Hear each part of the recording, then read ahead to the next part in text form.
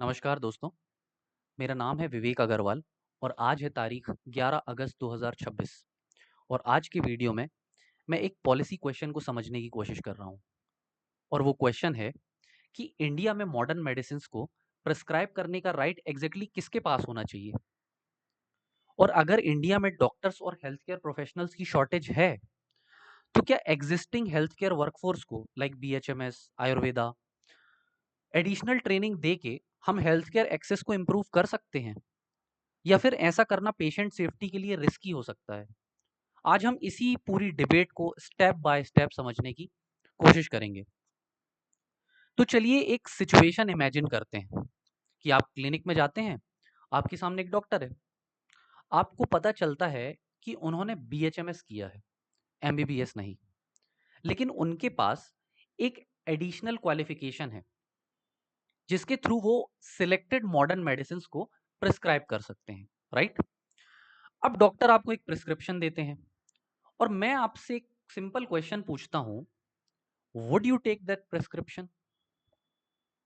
हो सकता है आप कहेंगे कि अगर गवर्नमेंट ने अलाउ किया है तो प्रॉब्लम क्या है, लेकिन हो सकता है आपका दूसरा क्वेश्चन हो कि अगर एमबीबीएस और बीएचएमएस की ट्रेनिंग फंडामेंटली डिफरेंट है तो मॉडर्न मेडिसिन प्रिस्क्राइब करने का राइट कैसे मिल गया? और एग्जैक्टली महाराष्ट्र कंट्रोवर्सी का जो कोर है वो यही है, राइट? और ये सिर्फ एक थ्योरेटिकल डिबेट नहीं है, इस इशू पर पूरे डॉक्टर्स और मेडिकल ऑर्गेनाइजेशन के प्रोटेस्ट भी सामने आए हैं, राइट? क्योंकि एक साइड को लगता है कि प्रोफेशनल बाउंड्रीज डाइल्यूट हो रही हैं और दूसरी साइड का आर्ग्यूमेंट है कि इंडिया जैसी कंट्री में हेल्थ केयर एक्सेस को इग्नोर किया ही नहीं जा सकता।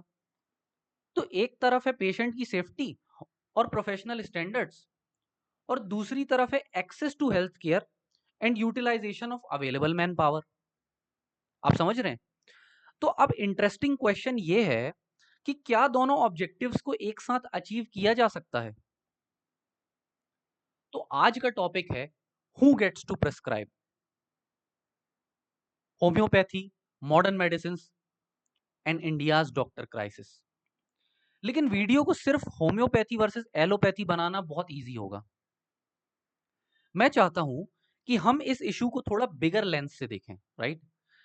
क्योंकि ये अल्टीमेटली एक क्वेश्चन है कि हेल्थ केयर सिस्टम को हम कैसे डिजाइन करना चाहते हैं, राइट? तो अब हम समझने की कोशिश करते हैं सबसे पहले कि कंट्रोवर्सी है क्या।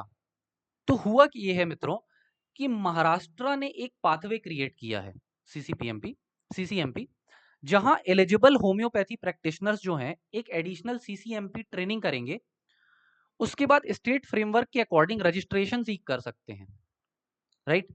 और इशू है सिलेक्टेड मॉडर्न मेडिसिन के प्रिस्क्रिप्शन का। लेकिन एक बहुत इंपॉर्टेंट क्लैरिफिकेशन कि सीसीएमपी करने का मतलब ये थोड़ी है कि बीएचएमएस की डिग्री एमबीबीएस की डिग्री बन गई। दोनों की क्वालिफिकेशंस अलग हैं। मॉडर्न मेडिसिन ऑर्गेनाइजेशन का कंसर्न है कि लिमिटेड एडिशनल ट्रेनिंग को फुल क्लिनिकल ट्रेनिंग के इक्विवेलेंट नहीं माना जा सकता। और सपोर्टर्स का आर्ग्यूमेंट क्या है कि अगर एडिशनल ट्रेनिंग और रेगुलेशन के थ्रू एग्जिस्टिंग मैन पावर को यूटिलाइज किया जा सके तो अंडर सर्व्ड एरियाज जैसे गांव हैं में हेल्थ केयर एक्सेस को क्या किया जा सकता है, इंप्रूव किया जा सकता है। तो बेसिकली ये क्वेश्चन है सेफ्टी वर्सेस एक्सेस का और पूरी डिबेट इसी टेंशन के अराउंड है। अब एक बेसिक कंफ्यूजन क्लियर करते हैं कि इंडिया में मेडिसिन का मतलब सिर्फ एमबीबीएस नहीं है। एक सिस्टम है मॉडर्न मेडिसिन जिसमें एमबीबीएस, एमडी, एमएस जैसी क्वालिफिकेशंस हैं। दूसरी है होम्योपैथी जिसमें बीएचएमएस और उसके कॉरस्पॉन्डिंग ट्रेनिंग फ्रेमवर्क आता है। और तीसरी ब्रॉड कैटेगरी है इंडियन सिस्टम ऑफ मेडिसिन जिसमें क्या आता है, आयुर्वेदा, यूनानी, सिद्धा, योगा। तो प्रॉब्लम तब इंटरेस्टिंग हो जाती है जब एक सिस्टम के प्रैक्टिशनर फॉर एग्जांपल होम्योपैथी को दूसरे सिस्टम की मेडिसिन प्रेस्क्राइब करने का लीगल परमिशन दे दिया जाता है। और यहां एक डिस्टिंक्शन इंपॉर्टेंट है मित्रों कि सिस्टम को इंटीग्रेट करना और क्वालिफिकेशंस को इक्वल बनाना दोनों सेम चीज नहीं हो सकती। अब नेचुरली क्वेश्चन आता है कि एमबीबीएस और बीएचएमएस में एक्चुअल डिफरेंस क्या है। तो आप इस टेबल को देख रहे हैं, बट मैं आपको इजी फॉर्म में समझाता हूं कि MBBS training modern clinical medicine के अराउंड डिजाइंड है। इसमें फार्माकोलॉजी के साथ साथ पैथोलॉजी, माइक्रोबायोलॉजी, मेडिसिन, सर्जरी जैसी बहुत सारी चीजें आती हैं। बीएचएमएस एक सेपरेट सिस्टम ऑफ मेडिसिन है जिसमें प्राइमरी ट्रेनिंग फ्रेमवर्क होम्योपैथी की थ्योरी और क्लिनिकल प्रैक्टिस के अराउंड है। ठीक है। इसलिए डिबेट इसलिए नहीं होनी चाहिए कि बीएचएमएस डॉक्टर एजुकेटेड हैं या नहीं है। ऑब्वियसली वो प्रोफेशनली ट्रेंड है। तो रियल क्वेश्चन ये है कि क्या एडिशनल मॉडर्न फार्माकोलॉजी ट्रेनिंग का स्कोप उतना है कि उसके बेसिस पे मॉडर्न मेडिसिन की रिस्पॉन्सिबिलिटी भी दी जा सके, राइट? और अगर हाँ, तो एग्जैक्टली कितनी, और अगर नहीं तो बाउंड्री एग्जैक्टली कहां पे होनी चाहिए। तो इसी बात की लड़ाई है कि एक धड़ा कह रहा है कि आप हमें हमें हमारे साथ मत जोड़िए, हम तो आपसे अलग हैं, राइट? तो अब आप क्रोनोलॉजी समझिए। साल है 2014 का। महाराष्ट्र में एडिशनल मॉडर्न फार्माकोलॉजी ट्रेनिंग को लेकर पॉलिसी और लीगल फ्रेमवर्क डेवलप हुआ, राइट? यही जो ब्रिज कोर्स की बात कर रहे हैं। फिर आया 2020 जिसमें आया national commission for homeopathy act. इसमें होम्योपैथी के रेगुलेटरी आर्किटेक्चर को रीऑर्गेनाइज किया। फिर 2025 में महाराष्ट्र मेडिकल कमीशन और सीसीएमपी रजिस्ट्रेशन को लेके कंट्रोवर्सी दोबारा प्रोमिनेंट हो गई। और 2026 में इशू प्रोटेस्ट और फ्रेश रेगुलेटरी फ्रेमवर्क के साथ फिर नेशनल डिस्कशन में आ गया ये सारी चीजें, राइट? और आपको एक फैक्ट बता दूं कि डॉक्टर नेहा सिद्धार्थ पवार जी जो हैं वो फर्स्ट ऐसी प्रैक्टिशनर्स हैं जिनको सीसीएमपी सर्टिफिकेट मिला। तो जब आप हेडलाइन को पढ़ते हैं कि Maharashtra allows homeopaths to to prescribe modern medicine, right? तो एक्चुअली ये ओवरनाइट डिसीजन की कहानी नहीं है कि ओवरनाइट एक डिसीजन आया और प्रोटेस्ट छिड़ गया। नो, ये एक डिकेड लॉन्ग लीगल, रेगुलेटरी और पॉलिसी डिबेट है जो 2014 से चली आ रही है। और अब आते हैं सबसे इंपॉर्टेंट पार्ट पे, द कोर्ट केसेस। अब आपको पता है कि इतना बड़ा इशू है तो कुछ कोर्ट केसेस भी हुए होंगे, क्योंकि मेडिसिन में एक क्वालिफिकेशन होना, फॉर एग्जांपल एमबीबीएस, बीएचएमएस, और लीगली किसी पर्टिकुलर सिस्टम की मेडिसिन को प्रेस्क्राइब कर पाना नेसेसरली एक चीज नहीं है, राइट?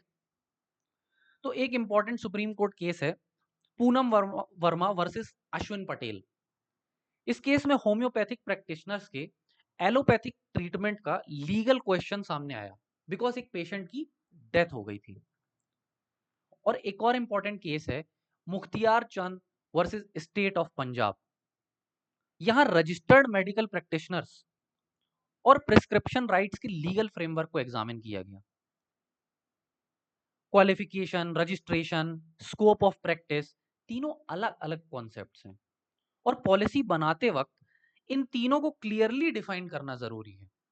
तो प्रश्न उठता है कि क्या केवल रजिस्ट्रेशन होने से किसी व्यक्ति को हर प्रकार की मेडिसिन प्रैक्टिस करने का अधिकार मिल जाता है? पर समझने की कोशिश करते हैं गवर्नमेंट की साइड को कि गवर्नमेंट ऐसा कर क्यों रही है। तो गवर्नमेंट के पास एक बेसिक प्रॉब्लम है कि हेल्थ केयर की डिमांड बहुत ज्यादा है, स्पेशली रूरल और अंडर सर्व्ड एरियाज में। अब गवर्नमेंट के पास already trained health care professional का एक लार्ज पूल है जिसको हम बीएचएमएस कह रहे हैं, राइट? तो पॉलिसी मेकर नेचुरली पूछ सकता है कि क्या एडिशनल ट्रेनिंग के थ्रू इन प्रोफेशनल्स को प्राइमरी हेल्थ केयर के कुछ डिफाइंड एरियाज में यूटिलाइज नहीं कर सकते। इस पॉलिसी के पॉसिबल आर्ग्यूमेंट्स कौन कौन से हो सकते हैं कि डॉक्टर की कमी है, रूरल हेल्थ केयर में एक्सेस की कमी है, प्राइमरी हेल्थ केयर में मैन पावर नहीं है, या यूनिवर्सल हेल्थ केयर कवरेज करना है जिसको सस्टेनेबल डेवलपमेंट गोल 3 कहते हैं, और एग्जिस्टिंग ट्रेंड वर्कफोर्स का बेटर यूटिलाइजेशन। लेकिन यहाँ एक कैच है कि मैन पावर यूटिलाइज करना और क्लिनिकल रिस्पॉन्सिबिलिटी देना दोनों सेम नहीं, दोनों सेम डिसीजन नहीं है। तो government is looking for 5 problems 1 solution, right? अब एक real life type situation imagine कीजिए कि एक विलेज है, वहां पे एक पीएचसी है, प्राथमिक स्वास्थ्य केंद्र, primary health care centre, right? लेकिन पेशेंट को डॉक्टर पे ट्रस्ट ही नहीं है ना? पेशेंट को डॉक्टर पे ट्रस्ट ही नहीं है, या डॉक्टर अवेलेबल ही नहीं है, या पेशेंट को लगता है कि जो लोकल हेल्थ केयर प्रोवाइडर है वो ज्यादा एक्सेसिबल है। किससे? सर्टिफाइड मेडिकल प्रैक्टिशनर से। तो इस टाइप की ग्राउंड रियलिटी हम पॉपुलर कल्चर में भी देखते हैं, जैसे वेब सीरीज है ये ग्राम चिकित्सालय। आपने ग्राम चिकित्सालय जैसे नैरेटिव्स में देखा होगा कि रूरल हेल्थ केयर सिर्फ डॉक्टर की अवेलेबिलिटी का इशू नहीं है, कि डॉक्टर अवेलेबल है कि नहीं, है ना? ये ट्रस्ट का भी इशू है, एक्सेसिबिलिटी का भी इशू है, अफोर्डेबिलिटी का भी इशू है, और क्वालिटी का भी इशू है। और यहां एक बहुत इंपॉर्टेंट डिस्टिंक्शन है कि अगर एक पीएचसी फिजिकली एग्जिस्ट करती है तो इसका मतलब ये नहीं है कि effective health care automatically available हो जाए, राइट?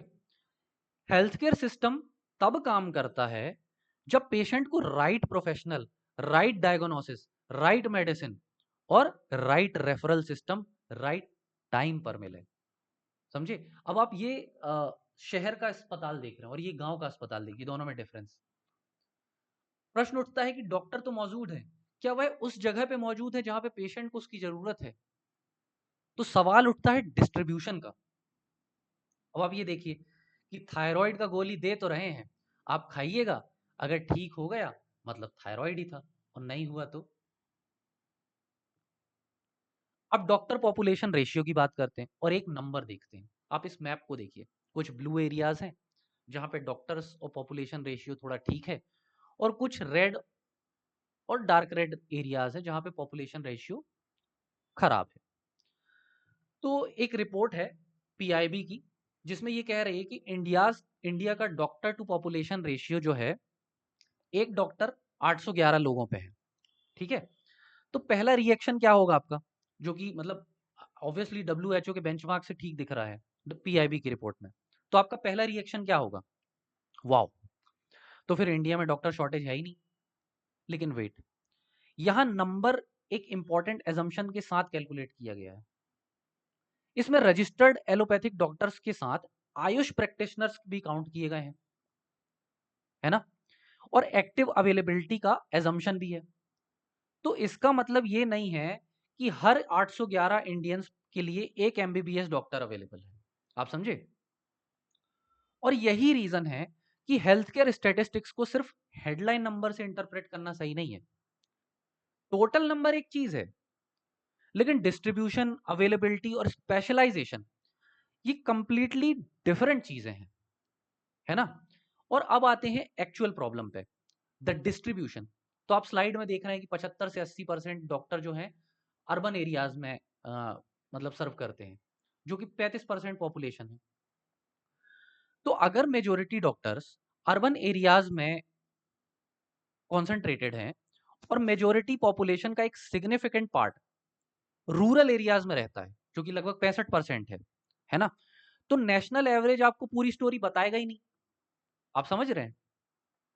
रूरल एरियाज में प्रॉब्लम सिर्फ डॉक्टर की है ही नहीं, क्लिनिकल इंफ्रास्ट्रक्चर वीक हो सकता है, प्रोफेशनल आइसोलेशन हो सकता है, फाइनेंशियल इंसेंटिव कंपैरेटिवली वीक हो सकते हैं, और फैमिली के लिए एजुकेशन, हाउसिंग और सोशल एमिनिटीज का भी तो इशू होता है। तो क्वेश्चन ये नहीं होना चाहिए कि इंडिया में कितने डॉक्टर्स हैं, क्वेश्चन ये होना चाहिए कि इंडिया में डॉक्टर्स कहां हैं, और उससे भी इंपॉर्टेंट, क्या वो वहां सस्टेनेबिलिटी के साथ प्रैक्टिस कर सकते हैं? क्योंकि बहुत सारे इश्यूज हैं इंफ्रास्ट्रक्चर को लेके। अब हेल्थ केयर को एक और एंगल से देखने की कोशिश करते हैं, the money angle and the government health expenditure, right? अब आप ये 2026 का बजट देखिए और आप इसमें हेल्थ को ढूंढिए, कहां पे दिख रहा आपको? 7वें नंबर पे, थला फॉर अ रीजन। तो हेल्थ केयर इंप्रूव करने के लिए सिर्फ डॉक्टर नहीं चाहिए, हॉस्पिटल्स चाहिए, मेडिसिन, डायग्नोस्टिक्स, एम्बुलेंसेस, इंफ्रास्ट्रक्चर, और ये सब एक्सपेंसिव है। अब देखते हैं इंटरनेशनल कंपैरिजन। तो ये ऑथेंटिक रिपोर्ट्स है, आप इसमें यूनाइटेड स्टेट्स फर्स्ट, सेकंड और थर्ड को देखिए, इनका जीडीपी कंट्रीब्यूशन देखिए और इंडिया का जीडीपी कंट्रीब्यूशन देखिए। तो इससे पता चलता है कि यूनाइटेड स्टेट्स का हेल्थ केयर पे जीडीपी और जर्मनी और यूके का काफी हाई लेवल पर है, राइट। चाइना में भी हेल्थ केयर इंफ्रास्ट्रक्चर में मैसिव इन्वेस्टमेंट किया गया है। लेकिन यहां भी एक लेसन है कि सिर्फ हेल्थ केयर पे ज्यादा स्पेंड करना इनफ है, या इंपॉर्टेंट ये है कि पैसा सिस्टम के किस हिस्से में जा रहा है। उदाहरण के लिए कि 100 रुपए इन्वेस्ट किए तो उस 100 रुपए का कितना हिस्सा प्राइमरी हेल्थ केयर में गया, हॉस्पिटल में कितना गया, मेडिसिन में कितना गया, डायग्नोस्टिक्स में कितना गया, या एडमिनिस्ट्रेशन पे कितना गया, राइट। पैसा जा कहां रहा है? Out of pocket expenditure. आप देख रहे हैं कि कितना हाई है आउट ऑफ पॉकेट एक्सपेंडिचर। अगर हम हेल्थ एक्सपेंडिचर को ब्रेक डाउन करें तो एक बहुत इंटरेस्टिंग पिक्चर मिलती है कि हेल्थ केयर स्पेंडिंग सिर्फ डॉक्टर कंसल्टेशन पर ही नहीं होती। Medicine, general hospitals, medical and diagnostic laboratories, private clinics, emergency transport, इन सब का रोल होता है। मतलब अगर हम हेल्थ केयर को इंप्रूव करना चाहते हैं तो सिर्फ एक क्वेश्चन कि कितने डॉक्टर हैं, इसका आंसर इनफ नहीं होगा। हमें पूरा हेल्थ केयर इकोसिस्टम स्ट्रेंथन करना पड़ेगा, क्योंकि डॉक्टर को एक फंक्शनिंग सिस्टम चाहिए काम करने के लिए, राइट। डायग्नोस्टिक्स के लिए लैब चाहिए, ट्रीटमेंट के लिए मेडिसिन चाहिए, इमरजेंसी के लिए ट्रांसपोर्ट चाहिए, और कॉम्प्लेक्स केसेस के लिए रेफरल हॉस्पिटल्स चाहिए, बड़े बड़े हॉस्पिटल्स चाहिए। अब हेल्थ केयर क्राइसिस की कुछ और लेयर्स को देखते हैं। नंबर 1, पीएचसी और सीएचसी में बहुत ज्यादा वैकेंसीज हैं, प्राइमरी हेल्थ केयर सेंटर्स और कम्युनिटी हेल्थ केयर सेंटर्स में, राइट। नंबर 2, स्पेशलिस्ट की शॉर्टेजेस है। नंबर 3, मेडिकल एजुकेशन की कैपेसिटी, और यहां एमबीबीएस सीट्स और आयुष और बीएचएमएस सीट्स का क्वेश्चन भी आता है, राइट।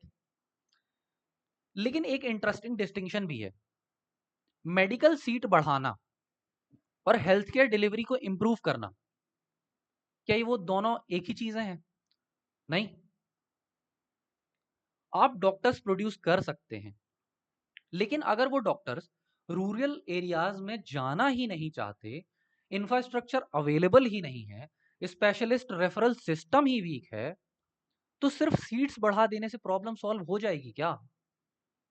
इसलिए हेल्थ केयर पॉलिसी को एजुकेशन पॉलिसी, एम्प्लॉयमेंट पॉलिसी और पब्लिक हेल्थ इंफ्रास्ट्रक्चर तीनों के साथ मिला के देखना पड़ेगा, राइट। अब पेशेंट के पर्सपेक्टिव से देखिए कि गवर्नमेंट हॉस्पिटल्स में जो ट्रीटमेंट है वो कंपैरेटिवली अफोर्डेबल हो सकता है, राइट। लेकिन एक्सेस का इशू हो सकता है डॉक्टर ही ना हो। अब प्राइवेट हेल्थ केयर में एक्सेस तो है, ठीक है, लेकिन वो कंपैरेटिवली बेटर हो सकता है, लेकिन कॉस्ट क्या है? हाई है। प्राइवेट हेल्थ केयर में आप जानते हैं कि ओपीडी की फीस कितनी होती है गवर्नमेंट वर्सेस प्राइवेट हॉस्पिटल्स की। अब पेशेंट के लिए हेल्थ केयर का कॉस्ट सिर्फ कंसल्टेशन फीस नहीं होता ना, कि आप 500 रुपए अपने डॉक्टर को दिए और लिखवा लिया कि ये रोग है। उसको कंसल्टेशन भी करना होता है, टेस्ट भी कराना होता होता है, सीबीसी, बीसीजी, है ना, ये सारी चीजें। मेडिसिन की भी जरूरत होती है, ट्रेवल भी करना पड़ता है, अब फिर फॉलोअप भी करना पड़ता है 7 दिन 8 दिन के बाद। और कभी कभार वेज लॉस भी होता है, वो अपनी मजदूरी मार के दिन की डॉक्टर्स के पास जाता है और पूरा दिन लाइन में लग के डॉक्टर को दिखाता है, राइट। तो अगर कंसल्टेशन के बाद टेस्ट और मेडिसिन मिलाकर कॉस्ट बहुत ज्यादा हो जाए तो हेल्थ केयर टेक्निकली अवेलेबल होते हुए भी प्रैक्टिकली इनएक्सेसिबल हो जाएगा। समझ रहे हैं आप? और इसी वजह से प्राइमरी हेल्थ केयर इतना इंपॉर्टेंट है। तो फिर प्रश्न उठता है कि क्या एग्जिस्टिंग हेल्थ वर्कफोर्स को एडिशनल ट्रेनिंग देके प्राइमरी केयर बर्डन को कम किया जा सकता है? अब इसमें एक और एलिमेंट है कि अब हम डिबेट को दूसरे साइड पे लेके आते हैं, जो कि है पेशेंट सेफ्टी। कि आप सोचिए एक पेशेंट है, उसको फीवर है, सिंपल फीवर भी हो सकता है, लेकिन डेंगू भी हो सकता है, मलेरिया भी, टाइफॉइड भी, निमोनिया भी, और सीरियस केस में सेप्सिस भी हो सकता है। क्या पता डेंगू विद ब्लीडिंग भी हो, राइट। अब डॉक्टर का काम सिर्फ ये डिसाइड करना नहीं है कि कौन सी टेबलेट देनी है, कि पैरासिटामोल दे दी या अजीथ्रोमाइसिन दे दी, राइट। डॉक्टर का पहला काम है कि पेशेंट को एक्चुअली हुआ क्या है, the root cause of the problem, diagnosis, differential diagnosis, investigation, red flags, emergency recognition. और रेफरल। इसलिए पेशेंट सेफ्टी का कंसर्न सिर्फ ड्रग का नॉलेज नहीं है, वो तो हमें भी है, सब लोगों को। आजकल सब डॉक्टर बने हुए हैं गूगल देख देख के, right? It's a clinical decision making problem. तो क्या लिमिटेड एडिशनल फार्माकोलॉजी ट्रेनिंग पर्याप्त है? और यही एक फंडामेंटल क्वेश्चन आता है, can a bridge course teach medicine? और अगर yes, but it can produce but can it produce the entire clinical training of a complete medical degree? क्या वो course complete medical degree produce कर सकता है? That's a different question. अब modern medical practice में pharmacology एक important component है, लेकिन इसके साथ में डायग्नोसिस है, माइक्रोबायोलॉजी है, clinical medicine, surgery, emergency medicine, clinical decision making. So the debate shouldn't be कि can they learn modern medicine. Of course additional training से मेडिसिन के बारे में नॉलेज एक्वायर की जा सकती है, anyone can do that. But the real question is what level of clinical responsibility that the training legally permit, right? Can a bridge course teach medicines? लेकिन अगर अब हम जेन्युइनली बैलेंस डिस्कशन करना चाहते हैं, तो हमें होम्योपैथिक प्रैक्टिशनर्स का भी आर्ग्यूमेंट सुनना पड़ेगा, the other side of the story, right? उनका बेसिक आर्ग्यूमेंट कुछ इस तरह है कि हम भी formally trend health care professionals हैं। अगर गवर्नमेंट एडिशनल ट्रेनिंग का फ्रेमवर्क क्रिएट करती है, अगर रेगुलेटर स्कोप डिफाइन कर रहा है, अगर रजिस्ट्रेशन और अकाउंटेबिलिटी का सिस्टम है, राइट? अगर रजिस्ट्रेशन और अकाउंटेबिलिटी का सिस्टम है, तो फिर हमें कंप्लीटली प्रोहिबिट क्यों किया जाए? क्यों ना हमें प्रैक्टिस करने दिया जाए? और सबसे स्ट्रॉन्ग आर्ग्यूमेंट कि रूरल एरियाज में हेल्थ केयर शॉर्टेज बहुत रियल है। अगर एक ट्रेंड पर्सन को एडिशनल ट्रेनिंग देके basic defined primary care services provide करने के लायक बनाया जा सकता है, तो क्या उस वर्कफोर्स को यूटिलाइज करना इरेशनल है? ये आर्ग्यूमेंट नहीं इग्नोर किया जा सकता, लेकिन एक कंडीशन है, स्कोप क्लियर होना चाहिए, रेफरल क्लियर होना चाहिए और अकाउंटेबिलिटी क्लियर होनी चाहिए, राइट? तो who is right, government, modern medicine doctors, homeopathic practitioners? और यही मुझे लगता है कि डिबेट को बाइनरी बनाना सबसे इजी है और सबसे डेंजरस भी हो सकता है, क्योंकि दोनों साइड्स एक जेन्युइन प्रॉब्लम आइडेंटिफाई कर रही हैं। गवर्नमेंट बोल रही है कि एक्सेस चाहिए, मॉडर्न मेडिसिन ऑर्गेनाइजेशन बोल रहे हैं कि सेफ्टी चाहिए, होम्योपैथिक प्रैक्टिशनर्स बोल रहे हैं कि एग्जिस्टिंग ट्रेंड वर्कफोर्स को यूटिलाइज किया जाए। तो क्या हमें चूज करना ही पड़ेगा कि एक्सेस या सेफ्टी? क्या दोनों नहीं हो सकता, एक्सेस प्लस सेफ्टी? शायद नहीं। Maybe there is a third option, maybe. तो ऑप्शन ए हो सकता है कि कोई क्रॉस प्रैक्टिस कराई ही ना जाए, हर सिस्टम अपने डिफाइंड स्कोप में रहे, कि अपनी लिमिट्स में रहो भाई। ऑप्शन बी हो सकता है कि limited modern medicine after additional bridge training, right? लेकिन एक थर्ड पॉसिबिलिटी भी है, और वो थर्ड पॉसिबिलिटी है इंटीग्रेटेड हेल्थ केयर मॉडल। और इंटीग्रेशन का मतलब ये नहीं है कि बीएचएमएस बिकम्स एमबीबीएस या Ayurveda becomes modern medicine. Integration का मतलब हो सकता है कि different health care professionals working together but with in clearly defined boundaries, right? जिसमें हम डिफाइन करेंगे स्कोप को, team based primary care, mandatory referral होंगे उसमें, और स्ट्रिक्ट अकाउंटेबिलिटी। दूसरे शब्दों में अगर कहें कि integrate the health care system, not the necessary qualifications. Are you getting my point? अब अगर हम इसको प्रैक्टिकल लेवल पे देखें, तो ये प्रैक्टिकल लेवल पे कैसे इंप्लीमेंट होगा? सपोज एक patient primary health care centre पे जाता है, तो पहली बार डिफाइंड स्कोप, हर प्रैक्टिशनर को एग्जैक्टली पता हो कि वो क्या डायग्नोज, मैनेज और प्रेस्क्राइब कर रहा है।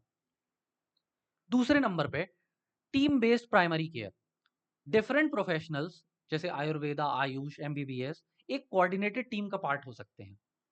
और तीसरा मैंडेटरी रेफरल्स, जैसे ही रेड फ्लैग दिखे कि सिचुएशन आउट ऑफ कंट्रोल हो रही है, तो patient automatically higher level of care पे रेफर किया जाना चाहिए। और फोर्थ होता है accountability, standard treatment guidelines, proper documentation होना चाहिए, इलेक्ट्रॉनिक रिकॉर्ड होने चाहिए वेरिफिकेशन के लिए, और क्लियर डिसिप्लिनरी मैकेनिज्म होना चाहिए कि किसी प्रकार के लूप होल्स में एक पर्टिकुलर व्यक्ति को जिम्मेदार ठहराया जा सके, क्योंकि हर जान कीमती है, राइट? मतलब सिस्टम का ऑब्जेक्टिव होना चाहिए right patient, right professional, right treatment, right referral और सही समय पर। अब अगर हम एक और इंटरेस्टिंग डायमेंशन देखें, फेडरलिज्म, तो हेल्थ केयर में सेंटर और स्टेट का रोल कंप्लीटली आइडेंटिकल नहीं है। पब्लिक हेल्थ और हॉस्पिटल्स में स्टेट का मेजर रोल है, because health is largely a state subject, largely. लेकिन मेडिकल एजुकेशन, प्रोफेशनल स्टैंडर्ड्स और नेशनल रेगुलेटरी फ्रेमवर्क्स में सेंटर और नेशनल रेगुलेटर्स का भी इंपॉर्टेंट रोल है, राइट? तो अगर महाराष्ट्र कोई फ्रेमवर्क इंट्रोड्यूस करता है तो एक क्वेश्चन नेचुरली उठता है कि स्टेट की रेगुलेटरी अथॉरिटी और नेशनल प्रोफेशनल स्टैंडर्ड्स के बीच बाउंड्री कहां पे है? और अगर different states different models adopt करने लगे हैं तो इंडिया में मेडिकल प्रैक्टिस के स्टैंडर्ड कितने यूनिफॉर्म रहेंगे? So this is not only a health care question, it is also a question of cooperative federalism, जिसमें स्टेट्स और सेंटर्स को कोऑपरेट करना होता है, एंड रेगुलेटरी कोऑर्डिनेशन। सॉरी। तो क्या ये प्रेसिडेंस बनेगा? तो अब एक हाइपोथेटिकल सिचुएशन इमेजिन कीजिए कि महाराष्ट्र ने एक पाथवे क्रिएट किया, कल कोई और स्टेट भी कह सकता है कि हम भी ऐसा करेंगे, है ना? अगर होम्योपैथी को लिमिटेड मॉडर्न मेडिसिन प्रेस्क्राइब करने का राइट मिल सकता है तो फिर आयुर्वेदा को क्यों नहीं, यूनानी को क्यों नहीं, और दूसरे सिस्टम्स को क्यों नहीं? तो क्या हम ग्रेजुअली एक ऐसे हेल्थ केयर मॉडल की तरफ जा रहे हैं जहां डिफरेंट सिस्टम के प्रैक्टिशनर्स को क्रॉस प्रिस्क्राइबिंग करने के राइट मिल जाएंगे? या फिर हर सिस्टम का स्कोप सेपरेटली डिफाइंड होगा? यही रीजन है कि महाराष्ट्र का इशू सिर्फ महाराष्ट्र तक लिमिटेड नहीं रह सकता। It can become a larger debate about India's medical regulation architecture, right? और अब पूरी डिबेट को एक सेंटेंस में रखिए, क्या इंडिया इंटीग्रेटेड हेल्थ केयर की तरफ जा रहा है, या मेडिकल क्वालिफिकेशंस की बाउंड्रीज ग्रेजुअली डाइल्यूट हो रही है? दोनों स्टेटमेंट्स सुनने में सिमिलर लग सकते हैं, लेकिन एक्चुअली दोनों बहुत डिफरेंट है। इंटीग्रेशन का मतलब हो सकता है coordination, referral, team work, patient choice और क्लियरली डिफाइंड रोल्स। लेकिन डाइल्यूशन का मतलब हो सकता है डिफरेंट क्वालिफिकेशंस के बीच क्लिनिकल बाउंड्रीज का ही ब्लर हो जाना। आप समझ रहे हैं, कोई बाउंड्रीज ही ना रह जाए। और हेल्थ केयर पॉलिसी में ये डिस्टिंक्शन बहुत इंपॉर्टेंट है, राइट? तो इसलिए मुझे लगता है कि इस डिबेट को होम्योपैथी वर्सेस एलोपैथी बनाना बहुत ईजी है। आप दो कैंप्स बना दीजिए, एक साइड को विलन बना दीजिए, एक साइड को हीरो बना दीजिए, और सोशल मीडिया पर डिबेट खत्म। लेकिन पॉलिसी प्रॉब्लम सॉल्व लेकिन एक्चुअल पॉलिसी प्रॉब्लम ऐसे सॉल्व नहीं होती, राइट? क्योंकि रियल क्वेश्चन ये है कि इंडिया के रूरल एरियाज में हेल्थ केयर कैसे पहुंचाना है, स्पेशलिस्ट की शॉर्टेज को कैसे सॉल्व करें, एग्जिस्टिंग हेल्थ केयर वर्कफोर्स को कैसे यूटिलाइज किया जाए, पेशेंट्स को अफोर्डेबल केयर कैसे मिले, और प्रोफेशनल स्टैंडर्ड्स और पेशेंट सेफ्टी के लिए कैसे प्रोटेक्ट किया जा सके। तो ये डिबेट किसी एक मेडिकल सिस्टम से बहुत बड़ी है ना? बहुत सारे क्वेश्चंस हैं। एंड फाइनली मैं आपको एक क्वेश्चन के साथ छोड़ना चाहता हूं, and this question is not who is a doctor, the bigger question is what level of care is a patient entitled to? और अगर एक patient government health care facility में जाता है तो उसे पता होना चाहिए कि मुझे ट्रीटमेंट कौन कर रहा है, वो प्रैक्टिशनर किस चीज के लिए क्वालिफाइड है, वो क्या प्रेस्क्राइब कर रहा है, किस सिचुएशन में मुझे रेफर किया जाएगा, और अगर कुछ गलत हो रहा है तो कौन अकाउंटेबल होगा, किसकी अकाउंटेबिलिटी होगी? क्योंकि अल्टीमेटली हेल्थ केयर पॉलिसी का सेंटर डॉक्टर नहीं होना चाहिए, सेंटर में होना चाहिए पेशेंट। और शायद इसी एक क्वेश्चन में पूरी डिबेट का आंसर या पूरी डिबेट का सार छुपा हुआ है। और अगर आपको लगता है कि हेल्थ केयर पॉलिसी को सिर्फ हेडलाइंस के थ्रू नहीं, बल्कि फैक्ट्स, लॉ और ग्राउंड रियलिटीज के थ्रू समझना चाहिए, तो इस डिस्कशन को आगे शेयर कीजिए और कमेंट्स में मुझे बताइए कि आपके अकॉर्डिंग इंडिया को किस डायरेक्शन में जाना चाहिए। Strictly separate medical systems, limited cross practice, या integrated health care with clearly defined boundaries. मैं हूं विवेक अग्रवाल और यहां हम सिर्फ न्यूज नहीं दिखाते, हम उसके पीछे की पॉलिसीज को समझाने की कोशिश करते हैं। Thank you for watching.